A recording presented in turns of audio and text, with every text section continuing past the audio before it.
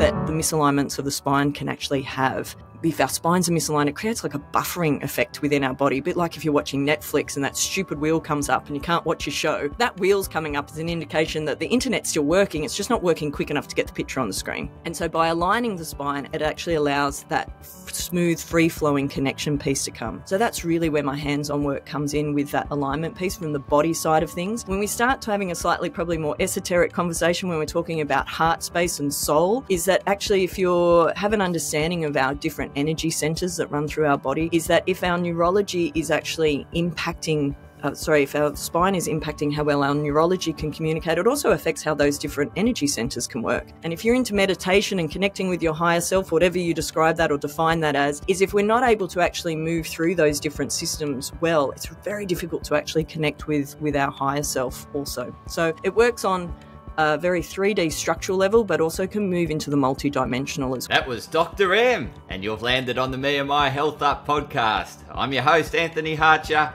I'm a clinical nutritionist and lifestyle medicine specialist. The purpose of this podcast is to enhance and enlighten your well-being.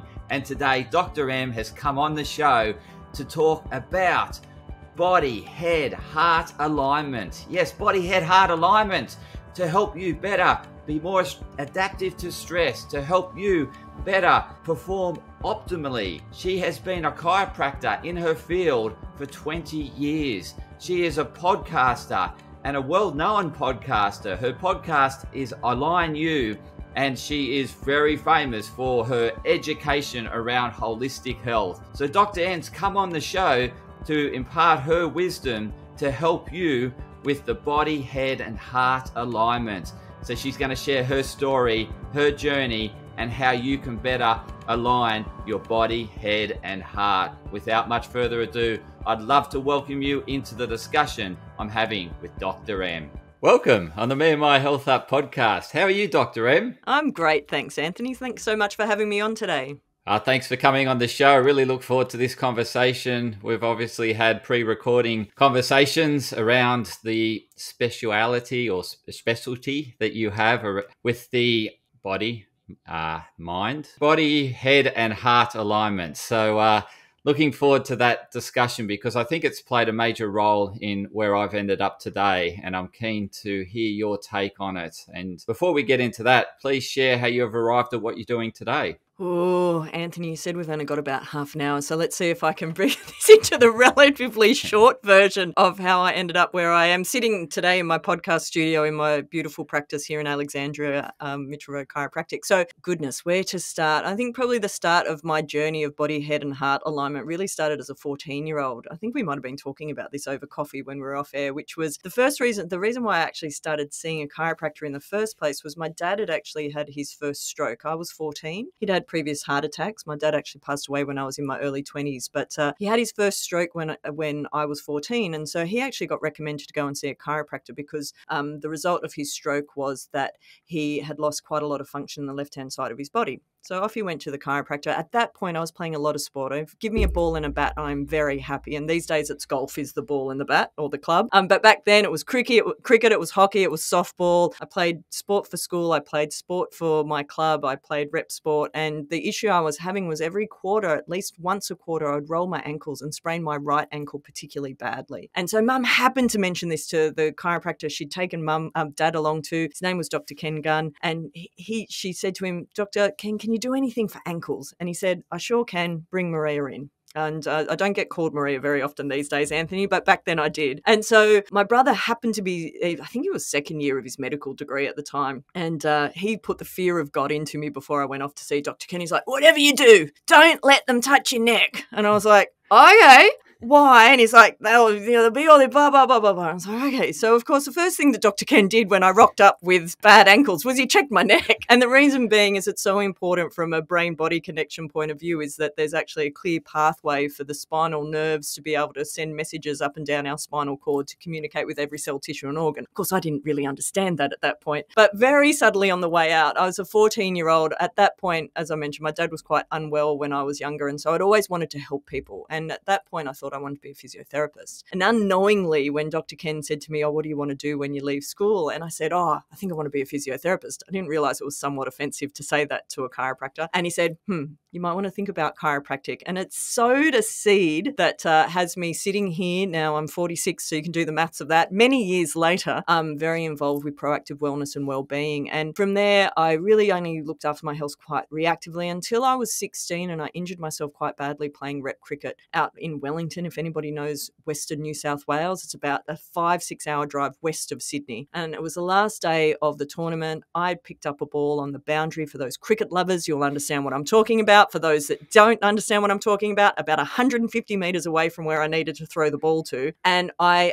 went and I twisted, and I actually felt my lower back go in that motion where I felt a and then by the time we got back to Sydney, I actually needed to be dragged out of the car. And by that point, Dr. Ken had actually retired, and there was a female chiropractor, Dr. Gaynor, that was in the practice. And I remember very distinctly my mum helping me into the practice because I could barely walk, and me walking back out and thinking, yeah, that's pretty freaking cool. I definitely want to check that out. So fast forward a few more years later, and my dad got really sick. And he actually passed away, as I mentioned, in my early 20s. And my body had this massive stress response. Again, at the time, I didn't know what was happening. I didn't have the words to describe what was happening to my system. But now I have the words, so I can describe it. Is my body basically went into fight flight. It went into a sympathetic dominant state. And in the 6 months after my dad passed away, I actually put on about 30 kilos. So I was just shy of 100 kilos. And in that time, not only had I put on a whole lot of weight, I actually started getting pain down my left arm. And for those of you who know, is pain down your left arm is not a really good sign. It's usually an indication something going on with your ticker. And there was something going on with my heart where through a variety, I'll keep this story relatively short, but through a variety of different medical appointments, it was diagnosed that I had inappropriate tachycardia. For those of you who don't speak Latin, that means my heart was beating too fast inappropriately. And not only that, there was a series of issues with my cortisol levels. Cortisol is your stress hormone. Mine was so high, I actually skewed a whole experiment that we were doing at uni to the point I was such a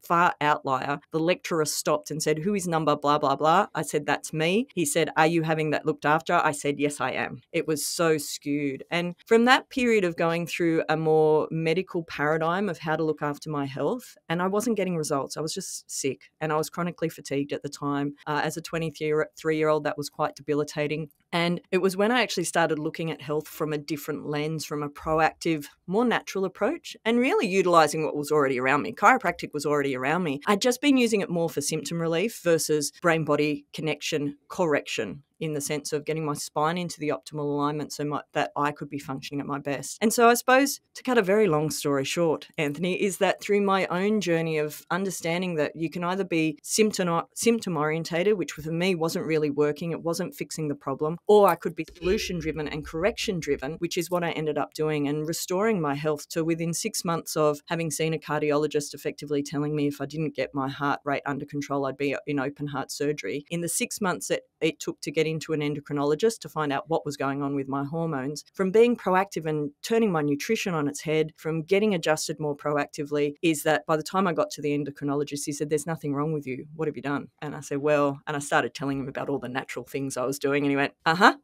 Good for you. And then kind of carried on. And from there is that really I got more interested in how to help people correct what was going on versus just cover over symptom-wise what was going on. And I ended up down in Wollongong. So I'm a Sydney girl, born and bred. I ended up down in Wollongong in my first associate position. And it was very much a corrective and wellness-orientated practice. And I got thrown into running workshops. It was a group of practices, and each week we'd have between 100 to 150 clients in the audience. And as the chiropractors, we had to deliver these workshops. And I can remember being in a flop sweat in the Corrimal Library because I had to speak in front of this group of people. And I just remember I speak fast at the best of times. You don't have me on double speed, by the way, listeners, not yet anyway. This is just my natural cadence. But is that I had to remember how to speak more slowly. I was sweating. I wanted to poo my pants. There was all sorts of things going on. And it took about 7 years of me telling myself that I loved public speaking and professionally speaking before I actually started running bigger workshops myself and truly loving it. And this is really where I ended up in podcasting as well, because I had, I think at last count, 14 different workshops that I used to run for my clients. I used to have a practice down the South Coast, and I realized it just wasn't super easy for everyone to be able to access it. So my first podcast, which was called Be the Queen of Your Stress, was all about how to recognize, manage and use your stress. And really it was a way of me correlating and having it in one catalog, for want of a better way of putting it, for my clients to be able to access. So part of the reason why my podcast is 15 15 or 20 minutes is when I lived down the South Coast, it took that long to get anywhere. So it was a car ride's worth of information that was bite-sized that people would be able to hopefully make their day better by listening to my dulcet tones for 15 or 20 minutes. And to finish off that story of how I'm sitting right here, you've got to be careful what questions you ask me sometimes, Anthony. I can talk for a very long time. I moved back to Sydney in 2019. My mum was coming to the end of her journey with cancer. And so for the last 12 months of her life earthside is that I made it back to Sydney just in time for COVID 1.0 before we moved into 2.0. And in that time, I found the space that I'm now sitting in and built it and purpose-built it for optimal healing and vibration at the start of 2021. So MRC is 2 years old now, which time flies when you're having fun. And I'm sitting here through different health networks. That is how we came into each other's sphere. Congratulations on the 2 years. Thank you. It was a monumental moment, let me tell you.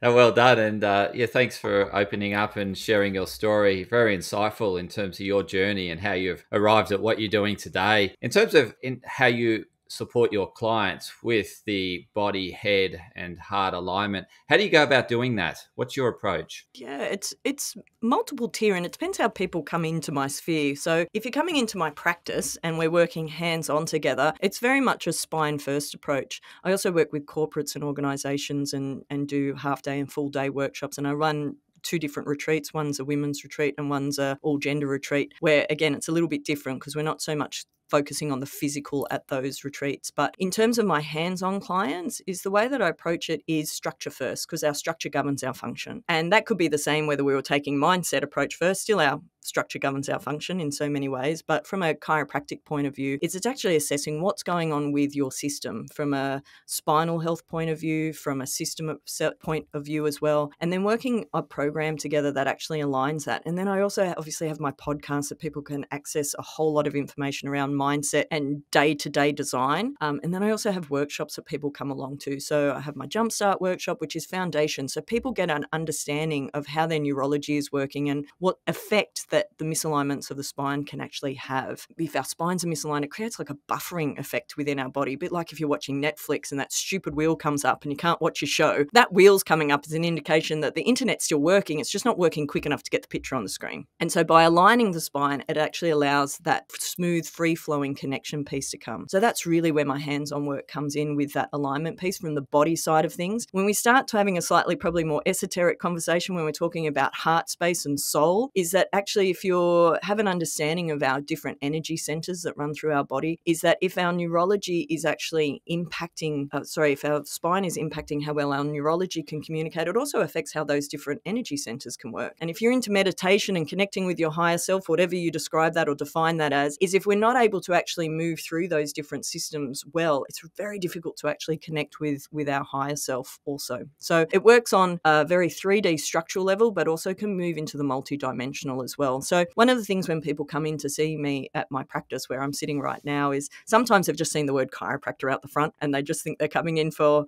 a quick crack, and it doesn't take very long for them to realize there's a whole lot more to how we can help somebody be at their best and be in the most expansive state when they actually do come into the practice. And there's plenty of people that felt what you're experiencing when you're a lot younger around that fatigue and, particularly when you're heavily stressed. There's a lot of stress going on with the environment we're in, with rising costs of living and interest rates going through the roof, and the uncertainty around that.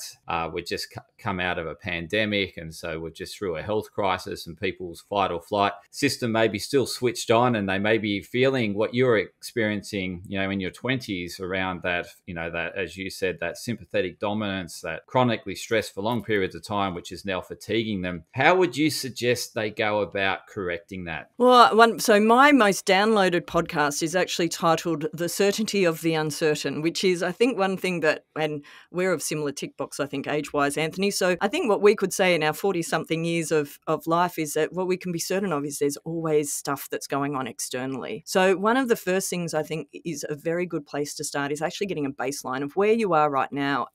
We've always got stresses. It's a matter of whether we are or are not adapting to them. And so I have a quiz. It's called the Body Stress Score quiz, that it's an 8-part quiz that actually gives you a score to get an understanding understanding of where you are baseline wise. Is your body showing you signs and symptoms that it's not coping well? So that would be my first port of call, is to actually figure out, well, where are you at right now? Because we've all lived through the last few years. Some of us has made it out the other side better than others. And so that's one of the first points, to be able to figure out where you are baseline. So then you can understand, okay, so I'm showing real signs of nutritional stress right now. That's outside of my scope to go right into the depths. I can give people the baselines, but if it's actually somebody showing real signs of stress through their nutrition, I'm going to send them to somebody like yourself. It's actually, if somebody's showing signs of postural issues and spinal health issues and inflammation issues, then absolutely I'm a great place to start. More often than not, what I find for my clients is it's actually looking at all of those aspects and figuring out where we're actually going to access it from, and then making sure you've got the information around all of those particular key areas when it comes to physical, chemical and emotional stresses, that your body is actually able to cope with it. Because what I've found with, whether it's people in my practice or the corporates that I've been working with, people are showing more signs of burnout now than they were through the pandemic itself, because we all kind of were just hanging on. No one really knew what was happening next.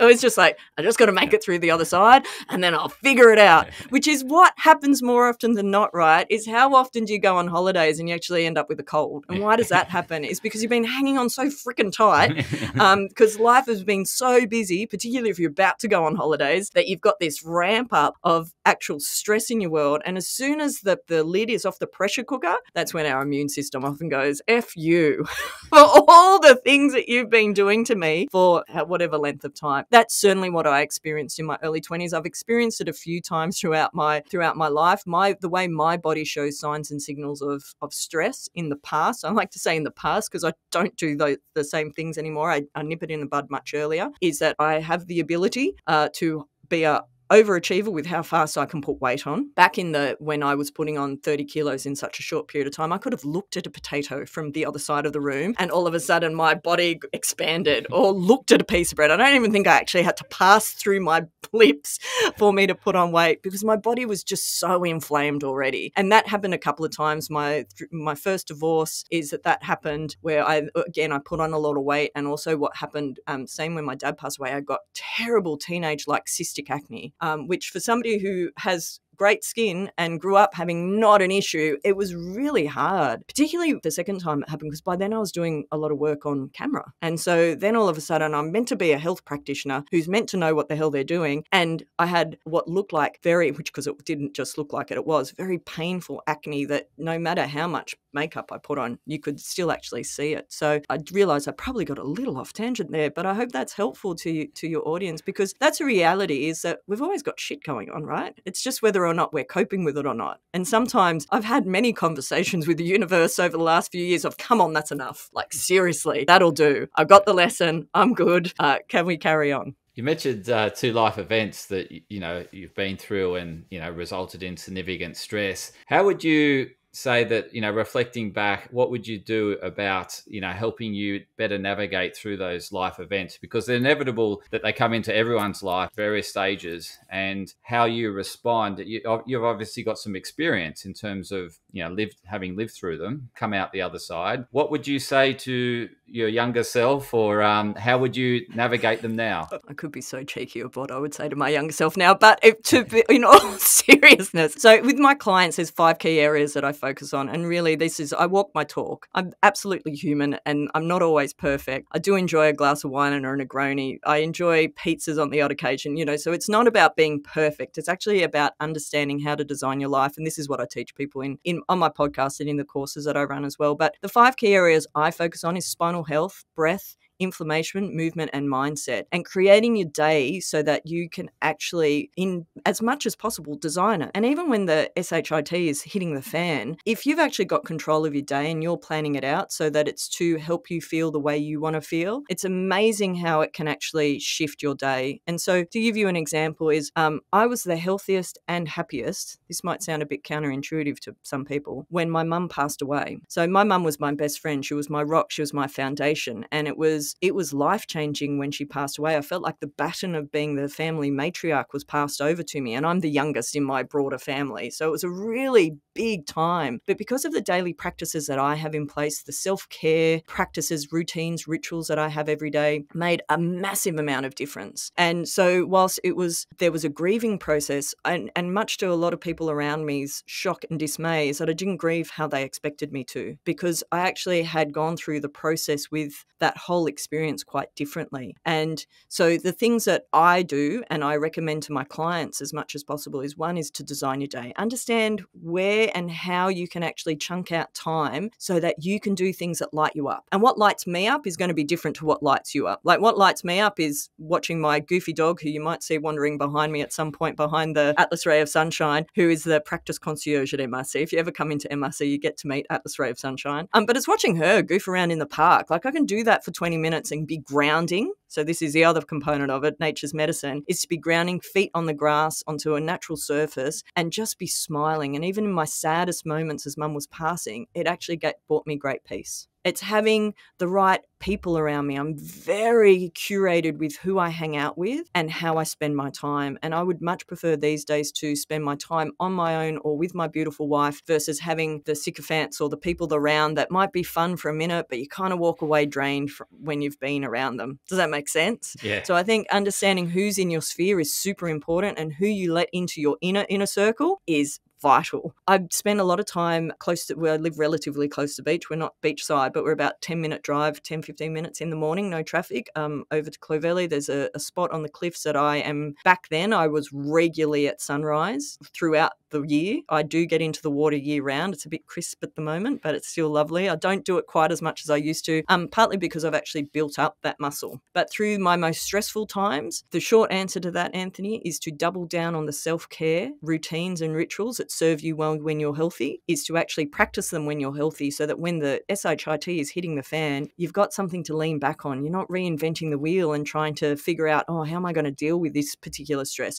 You're actually already dealing with it before it's happened, because you're preparing your body. It's effectively being on the practice field ready for the real game, right? Is that when you want to have those practices in place so that you can lean into them harder when you need to. And is those sort of practices things that open up the person's soul once they're doing those self-care, or is there other practices that you encourage for your clients that really help them connect with their soul? Because we've talked a bit about the mind, or the brain, the head, and the body, the symptomatic sort of profile that expresses itself. That soul and heart we haven't really spoken about, or you may have, but not emphasised it. So, mate, let's get into the heart and soul side of things. Yeah, look, I think those are certainly a big part of it. Is for me, is when I'm talking about doing things that light you up, it's also connecting to your heart space. So, there's things that cerebrally, from a mental point of view, we think we should be doing, but they don't always bring us that, that felt good feeling, for want of a better way of putting it. So I won't go too esoteric today, but it's where doing things that, when I say light you up, it really brings you a sense of joy. And I think there's a difference between happiness and joy. That sense of joy of like, God, I feel good. Like I could do that over and over and over again. And it doesn't have to be complicated. More often than not, the things that bring you joy are actually free. It's if you like the outdoors, depending on how you like the outdoors. For example, my beautiful wife loves going on long hikes. I can't think of anything worse. No thanks. I don't mind a short hike, but she did a 26-kilometre hike on the weekend, thought it was the best thing since sliced bread. I had a day pottering at home and cooking. Like I was like winning. So it's understanding what lights me up versus what lights somebody else up. As I said earlier, it's things like going to actually hang out in the park and just have some quiet time and that tranquility with Pooch and watching her run around. I actually find I get very heart connected when I'm hanging out with Atlas. And for those of you who have pets, whether it's cats or dogs, it's a bit hard to cuddle birds if you have birds, but you get what I mean, is that if you can actually cuddle your pets, it's actually a really great way to connect with your heart, because more often than not, if you're really with your beautiful dogs particularly, is that you get very heart connected with them. I mean, I'm not talking about when you're yelling at them. I'm talking about when you're giving them a big cuddle and they're just smiling back up at you. The other ways I would certainly suggest is starting a meditation practice, but there's different sorts of meditations that can help you connect through that sphere as well. But when it comes to meditation, I think for a lot of people, they think they're actually a bit too busy to do it. And I was definitely one of those people. Is when I first started meditating, I was so triggered by the word meditating, I actually couldn't use it. So I was teaching people to meditate, but I was so triggered by the word, I used to just call it mindfulness. But you actually want to be mindlessness because you actually don't want your mind full while you're actually going through mind training practices is probably a better way of putting it. But by training your mind and being able to shift through different brain waves, it actually allows you to connect in a different way. By actually dialing down what's going on with a very busy brain, it actually allows you to, for want of a better way of describing it, is to drop into your heart space better. Hope that's helpful. Did I answer your question, Anthony?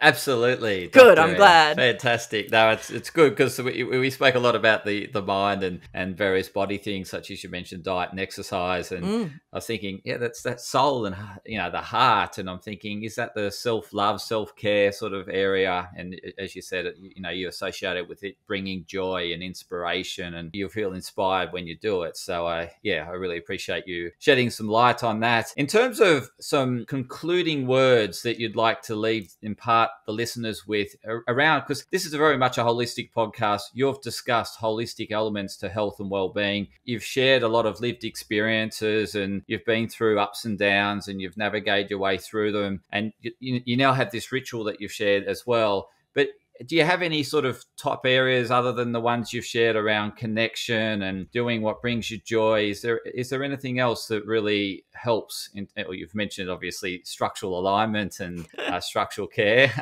Is there anything we've missed in terms of your holistic approach? Oh, look, there's probably some things we've missed, Anthony, but we might have to do round 2 of the interview. Listen back and go, oh, crap, I missed that. But what I'd say to your audience is keep it simple and start with what inspires you or feels the most motivating in that particular moment. For some people, it's actually to start with their nutrition, and that's, I mentioned it earlier, find your access point. For some people, it is actually starting at a more spiritual, esoteric level. So find the person that can help with that, and I can certainly help with that too. There's my body hurts right now, so I just want my body to stop hurting so much so that I can actually get out and do some of these things. So that would be my first suggestion to your listeners is keep it simple. Add first. Don't start subtracting stuff. We live in a society where people say, stop doing this, stop doing that. Stop it. What are you doing that for? My suggestion is add good stuff in first. Whether it's going to see you, whether it's coming to see me, whether it's actually going out and getting your feet on the grass, as long as you don't have a grass allergy. I used to have a problem with that because I used to have a grass allergy, so I couldn't ground on grass. But that's why I really love going over to Clovelly because it's sandstone, but that's a story for another time. But get outside more. Having natural light on you, early morning, later afternoon when the UV factor is lower, so you're not going to get burnt, is really healthy for you. So it's looking at those sorts of things where, particularly when there's external stresses going on in the world, and sometimes people are going, well, far out, I have no extra money to spend because it's going all these other places right now, and people are recalibrating what's going where, is actually understand there's so much available to us that's actually free. And it's just keeping that simple and starting that roll-on effect and figuring out what your highest values are too, and where you want to actually place your time, energy, and money. And that would be my final thought for today is all of the things in terms of that holistic healthcare is so important. But what it really comes down to, and the most important thing as far as I'm concerned, is making sure that you are managing your energy and your time, because you can't do any of those things if you're actually not managing those 2 areas of your life well. There's no time to come and see either you or I, Anthony, if somebody isn't actually designing their day, their week, their month, their year with some purpose that actually then fits into their value system as well. But I could talk about that for many, many hours to go, and I realise we're closing off today. But that would be my final thoughts. Keep it simple and keep it so that you actually enjoy it and it brings you joy. Absolutely. I love it. I love, setting up your day for success around what brings you joy, what you value, designing your life around what you value, what's important to you. And as you said, start simple and just keep it going. And that you mentioned earlier in terms of creating a habit and doing that so that when shit hits the fan, as you said. Wasn't sure if I was allowed to swear today, Anthony, so I kept it relatively clean. SHIT. I haven't spelt it.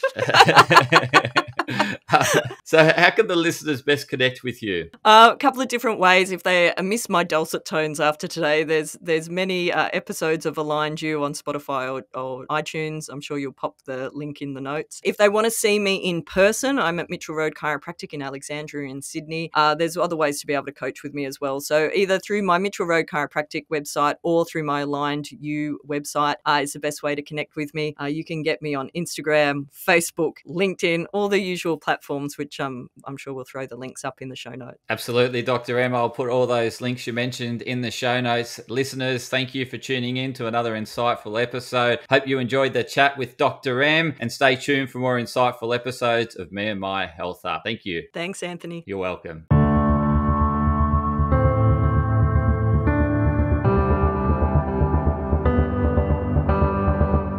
Podcast disclaimer. This podcast and any information, advice, opinions, or statements within it do not constitute medical, healthcare, or professional advice and are provided for general information purposes only. All care is taken in the preparation of the information in this podcast. Connected Wellness Proprietary Limited, operating under the brand Me and My Health Up, does not make any representations or give any warranties about its accuracy, reliability, completeness, or suitability for any particular purpose. This podcast and any information, advice, opinions, or statements within it are not to be used as a substitute for professional, medical, psychological, psychiatric, or any other mental health care or healthcare in general.